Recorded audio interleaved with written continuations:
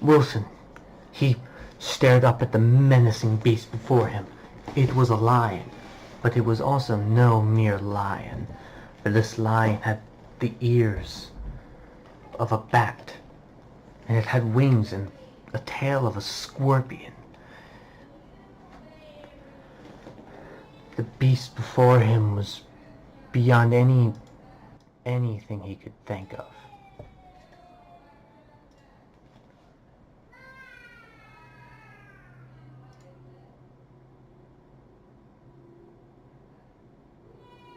He had immediately started thinking of a few separate things. First thought he had in his mind was how he was going to fight off a creature as big as this. But then he had remembered. He remembered a certain item that he had had.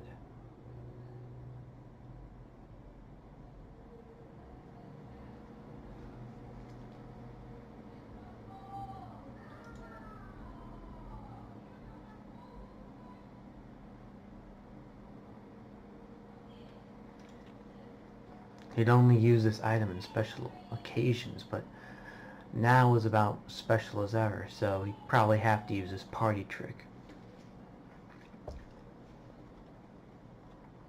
He reached behind his back, moving, or just looking at the creature, breathing in very gently and breathing out.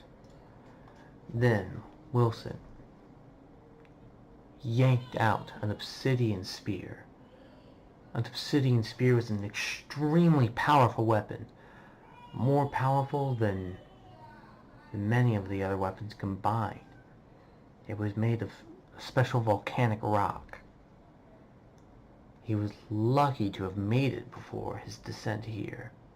Well, before everything happened. He stared at this beast before him.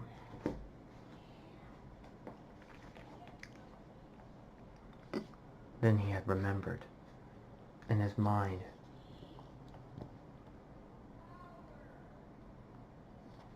a terrifying realization.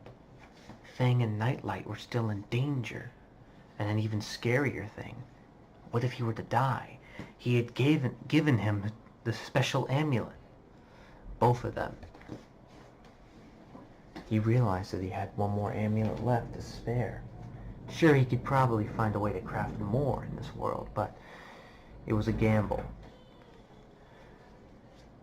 Then with great speed, he had immediately switched his backpack, tossing it over to them.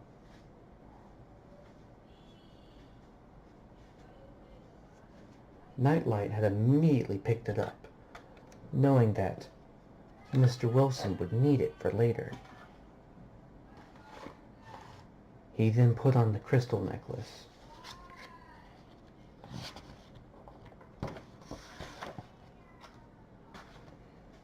They saw that Wilson had gotten more confident in himself because of this. He had approached the beast, keeping his feet in a firm stance, so in case a scorpion tail lunged, he'd immediately have a way to dodge left or right.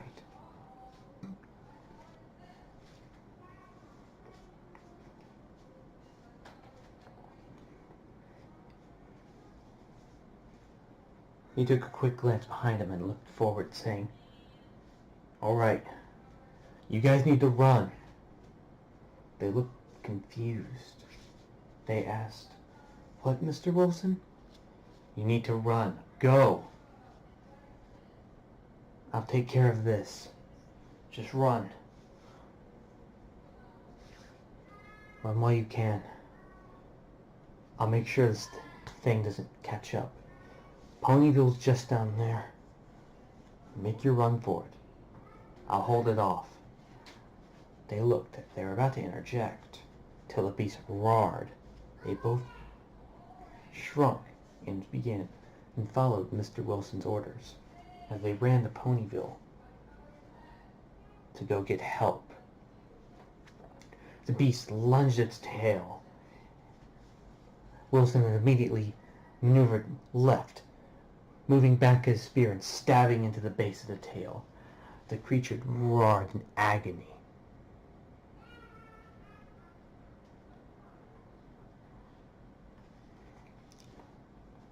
Then immediately he moved back, pulling out a staff with a red gem on the top of it.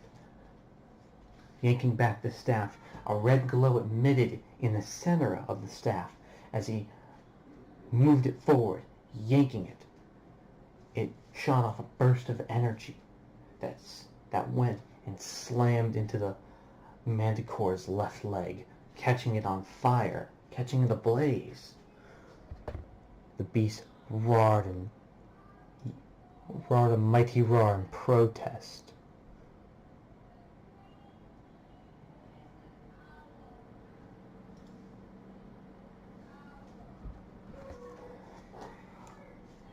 As it was distracted, he ran forward.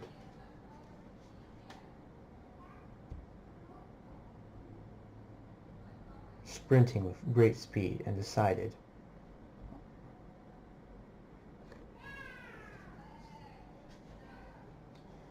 he had decided to run forward quickly, kneeling down. That way his body would be able to do a slide, and using the momentum, he took the obsidian spear and rammed it into the right knee of the beast, pushing off and yanking it out. The beast then swiped at Wilson, who jumped up. However, he was unlucky. The beast lunged its scorpion tail at him, slamming into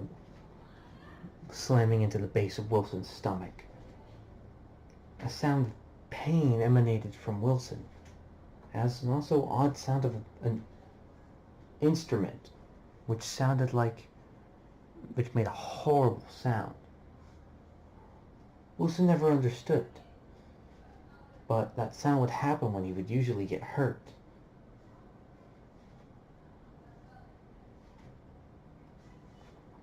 As the beast then yanked him upward, throwing him down as his back slammed into the ground. Wilson put one hand onto his stomach, getting up, looking at the beast as it was attempting to sputter off the remaining fire that was engulfed. Wilson did realize he had a few more items in his inventory. Quickly, Wilson knew that he could not equip the crystal and the obsidian armor at the same time, unless he wanted to be weighed down. But he would have to take the risk in this scenario if he wanted to make it out alive.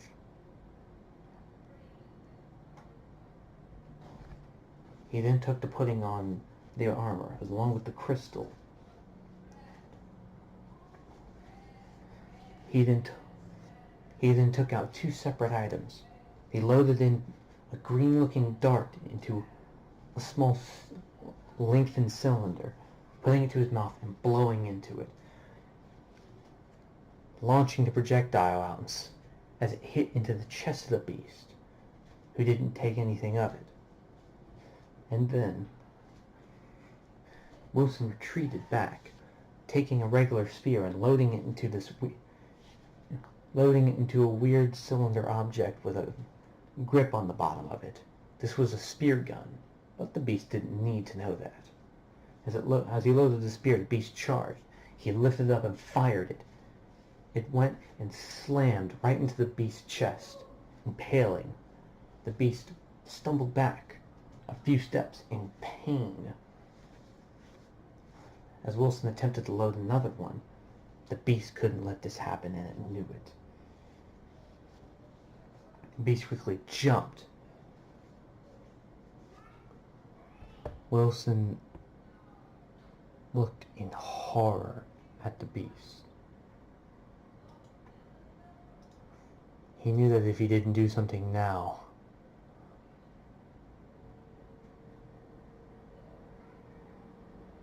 it would end up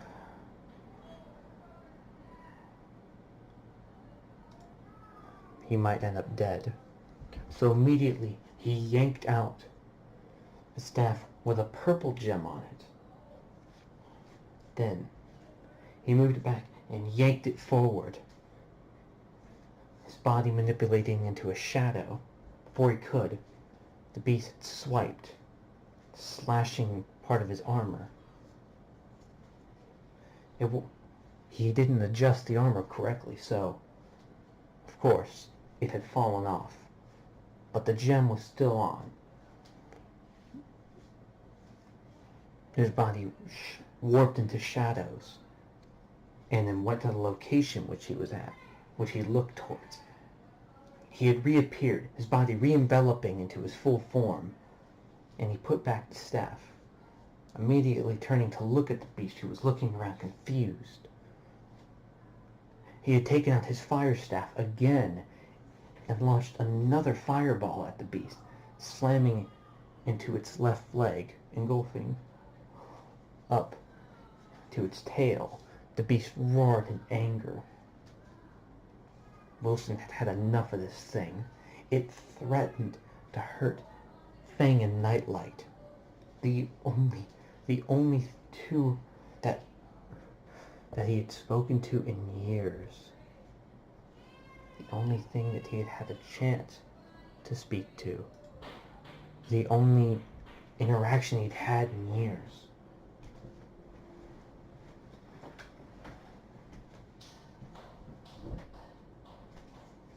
Wilson charged forth, pulling out a different item. An item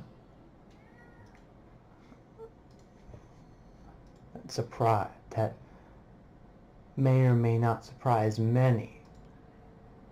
But what he chose to charge at him with was an axe made out of obsidian. So he thought. Wilson was so caught up in the moment, he didn't realize that he just pulled out a regular iron axe. He then moved and quickly slammed it into the beast's left leg before it could turn. The beast howled in agony as he was right on the side of the creature. He swiftly pulled out an iron machete, moving back and slamming it straight into the beast's stomach, moving back. He knew he had a firm grip and could keep hacking, but he had to move, as that scorpion tail still posed an immediate threat to his survival. Before he could move, however, the tail slammed into Wilson's hand as he hollered in pain. It yanked out and swiftly stabbing 2 more times, once in the arm, once in the bicep, and once in the upper shoulder, yanking him left and then quickly swinging him right as he flung and slammed into a tree. Wilson felt his life draining from him.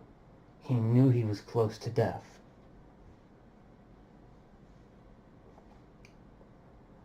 Wilson looked up at this beast, this abomination, and decided enough was enough. He was a goddamn scientist. A gentleman scientist. He would beat this beast. And he knew how to do it.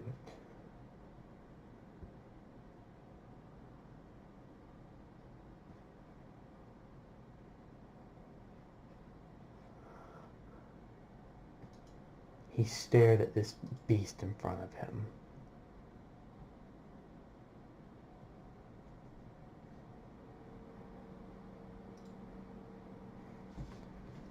Immediately, Wilson had lit a torch and then pulled out an improvised explosive. It was a coconut, however, it doubled as a bomb. He had lit the fuse, yanked his arm back and tossed it at the beast, blowing up in his face. The beast heaved and writhed in agony. As Wilson moved back, the beast fell over. It had fallen before him dead. Wilson thought he must have been lucky. However, his celebration was cut short, as when he looked to his right, his face dropped. Apparently some beasts were waiting for him to defeat the creature, if possible. 3 wolves stalked from the woods, made entirely out of timber. He moved back, taking 1 step, backwards, staring at them. It was this where Wilson had pulled out a golden machete. It would do more damage. Staring at them. His heart raced, his heart thumped. He didn't know what to think. The beast knew what to do. The beast on the one wolf on the left charged, flanking left. The other one flanked right. And then the one in the middle pushed forward. They were going to corner him. He did something. He charged toward the beast in front. The beast on the right picked up its speed, while the beast on the left kept its normal course, as the beast in the middle seemed hesitant, stopping and waiting. He swiftly turned his eyes to the beast on the right, stopping, yanking back, and then jumping forward, lunging at the beast on his right, slamming his machete in the base of this wooden wolf's skull. A silencing, deafening crack filled the air as he yanked out his machete, staring at the other two beasts. He was a man of science, and he would not fall to such pitiful creatures. Then quickly and swiftly, he changed to a staff that had a blue crystal at the top, looking at the wolf onto his left, yanking it back and yanking it forward. It released a beam, more of a ball of energy, that went and slammed into the left wolf, freezing it. And then the wolf in the middle, whilst Wilson was distracted, had charged, jumped, and tackled on top of Wilson. Wilson was able to switch to a weapon, but out of the swiftness, he couldn't tell what weapon he was choosing. So, he had accidentally pulled out a shovel. He was struggling with the creature to keep it off of him. However, that wasn't the case. The wolf took its jaws and bit into Wilson's shoulder as he hollered in pain and agony. It tossed him to the left, where he was on the edge of a river. Before he could get up, the wolf tried to pounce. Wilson sidestepped, taking a shovel and smacking it right in the face, hearing a crack of wood. Wilson lost his footing and tumbled into the river, slamming into the water below. He had attempted to resurface, but it was too late. Wilson was engulfed in the water, and he was drowning.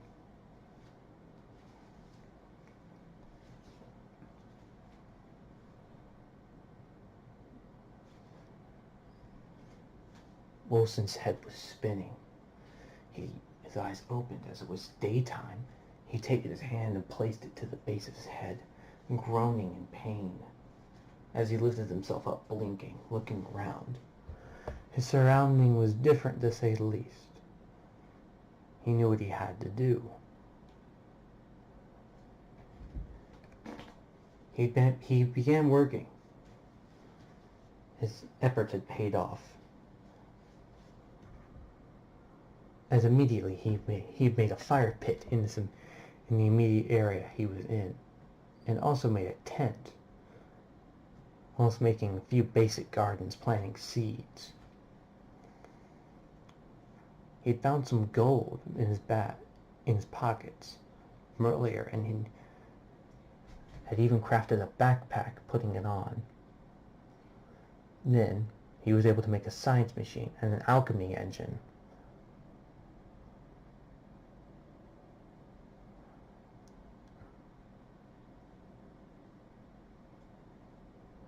And was even able to make a rainometer.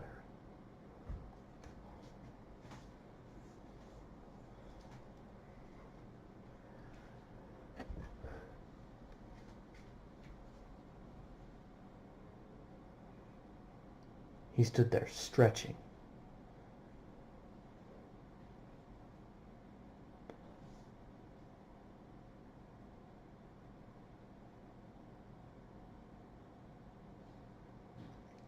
He then proceeded and made a chest.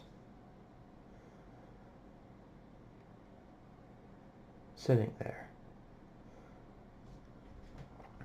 He then began to hear whispers.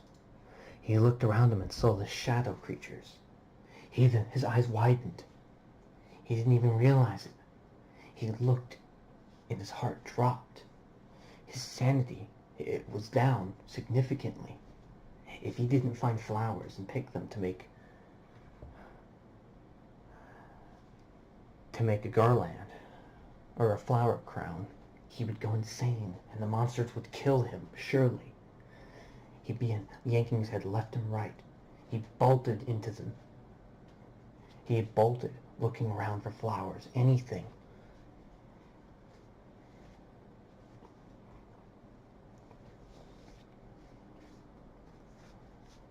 He looked to no avail. It was daytime.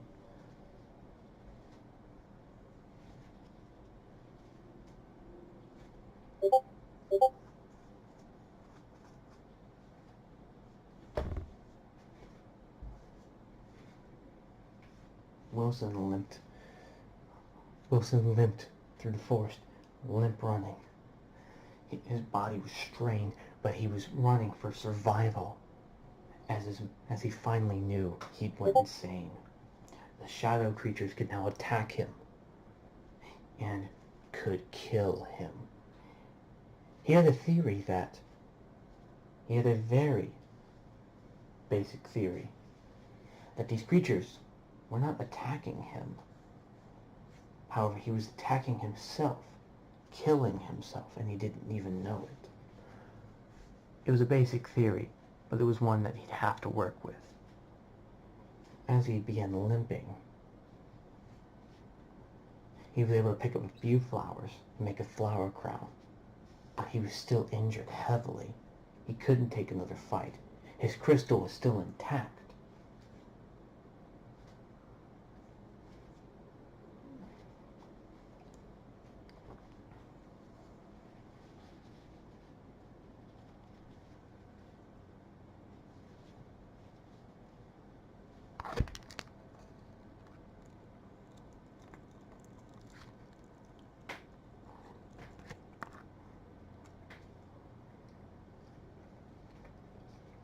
Whilst walking, he heard the sounds of somebody very quietly calling for help. He walked in that direction.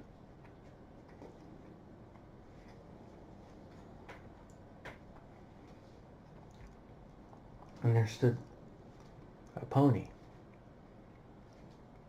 He examined it from a distance.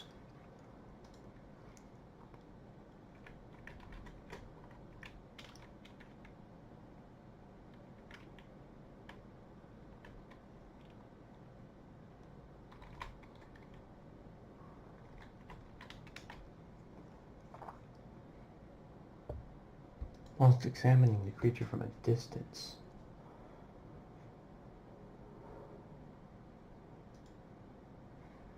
he noticed something different about it. It seemed timid, weak. Well, maybe its character at least. The creature had a yellow coat, blue irises, and it also had a pink mane and tail and butterflies on its flank. He studied the creature. It seemed to have wings, so it easily possessed the ability of flight, but its leg was caught in something.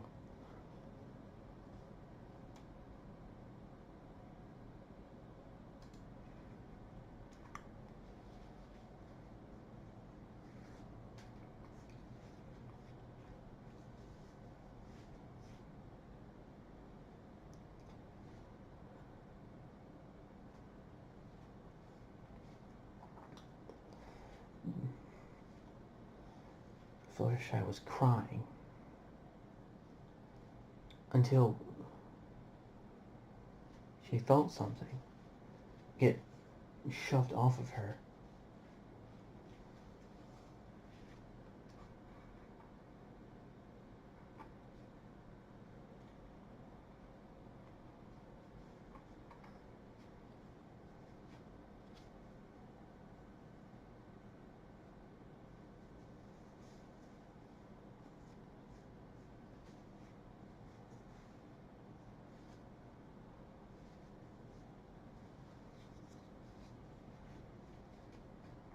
She looked up to this thing. Her eyes widened at the sight of it. Whatever it was fascinating.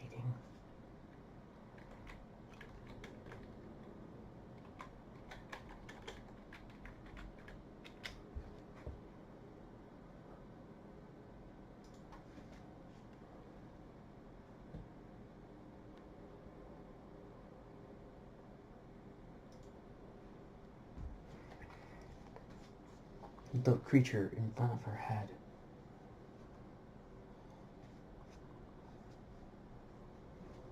black eyes. It had hair in the shape of a W. It had white skin. It had a white shirt with a red vest with black lines going down it. It also had fingerless gloves, along with some slacks and dress shoes. It was wearing a backpack, but at the same time, it also had a red amulet. He pushed the thing off of Fluttershy, kneeled down, and began doing something to her leg. He had made a simple splint for her, and then promptly collapsed. Fluttershy, being Fluttershy, rushed to help.